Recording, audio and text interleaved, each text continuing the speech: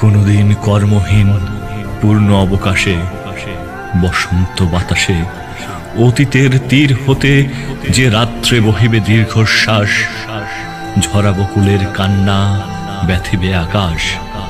সেই ক্ষণে খুঁজে দেখো কিছু মোর পিছে রহিল সে, তোমার প্রাণের প্রান্তে বিস্মৃতি প্রদোষে। হয়তো দিবে সে জ্যোতি, হয়তো ধরিবে কভু নামহারা স্বপ্নের মূর্তি।